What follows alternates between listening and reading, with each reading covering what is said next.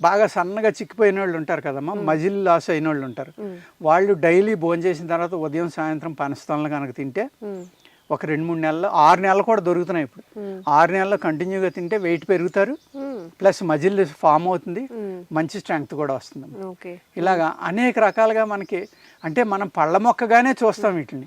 పళ్ళ మొక్కగా కాకుండా మనం మెడిసినల్ వాల్యూస్ చూస్తే కనుక అనేక రకాలుగా ఈ పనస అనేది ఉపయోగపడుతుందండి. ఇంకొకటి ఏంటంటే దీని ఆకు పెద్దగా ఉంటుంది, 365 రోజులు పచ్చగా ఉంటుందమ్మా. ఆకు రాలుస్తానే ఉంటుంది, కొత్తది వస్తానే ఉంటుంది. కాబట్టి హైయెస్ట్ ఆక్సిజన్ ప్రొడ్యూస్ చేసి ప్లాంట్లో పనస చెట్టు కూడా ఒకటి. రాలిపోయేటప్పుడు కూడా చూడండి ఎర్రగా ఉంది, కానీ ఎక్కడ